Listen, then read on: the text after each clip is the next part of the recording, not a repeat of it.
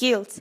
There is a methodology of several steps that will help the students to organize and classify the information that they research during the development of the PBL. The problems that the student needs to solve in the PBL is based on the given scenario. Furthermore, students must provide a possible solution based on a physics theory. The aim of this report is analyzing the possible scenarios with physics through our chosen experiment. After arguing about the problem of cooling a drink in the sun, we came up with an experiment to freeze water instantly. We need a bottle of water, ice, salt, and a big bowl to fit the bottle of water inside. So, to experiment, first you need a bowl. Put a bottle inside the bowl and cover the bottle at the top with ice. Then, you need to add a lot of salt to decrease the temperature. Finally, add some water and wait a half of hour. Take out the bottle and heat the bottle to a flat surface, so you will obtain your frozen water.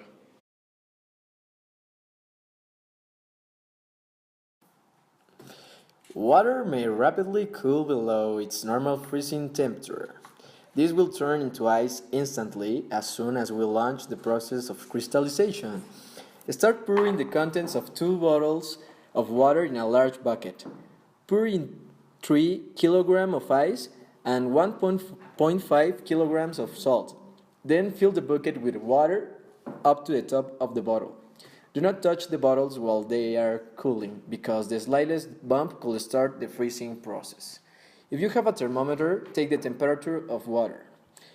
When it reaches between -7 and -8 centigrades, carefully move one of the bottles of the cube.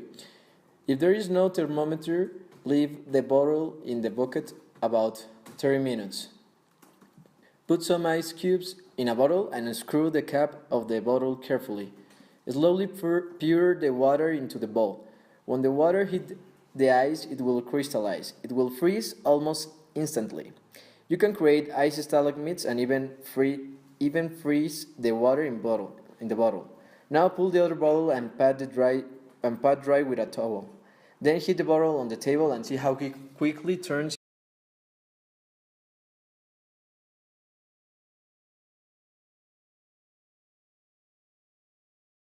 When the liquid is cold. The bottles are designed by a double-wall construction with a vacuum that reduces the heat transfer by conduction or convection. When air has been removed from the cap, there is no air to transmit the heat. Therefore, we think that isolation could be an easy way to maintain the temperature of the coffee. If we maintain the coffee isolated from the environment, it will not gain or lose heat. Consequently, it will keep the same temperature. But if we take off the cap of the bottle, the transfer of energy between particles will occur, causing it to become hotter or colder.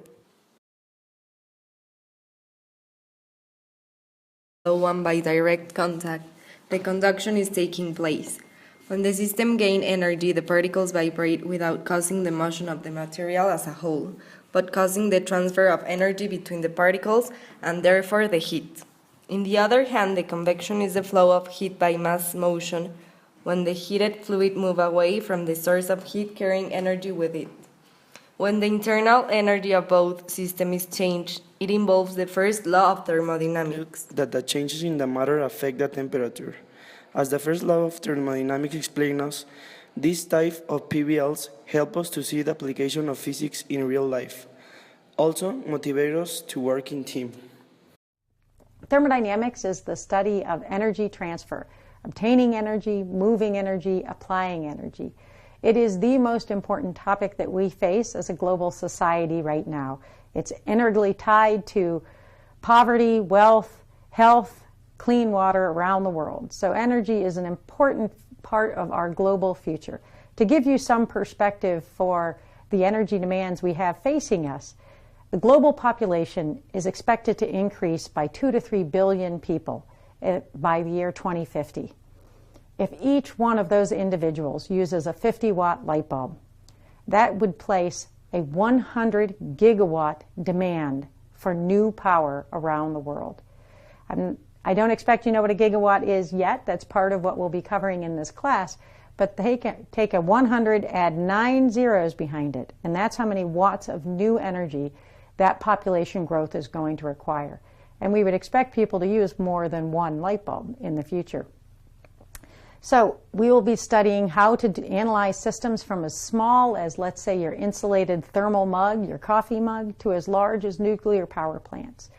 We will discuss the tools that you need, and we will conduct quantitative analysis of these systems. For your background, you should have a strong background in physics, maybe a little bit of chemistry, but what you really need is a strong background in math. We need to have some ability to integrate and differentiate equations. So you should have some calculus experience prior to taking this class. This is great content, and I sure hope that you will join me. Thank you. Staring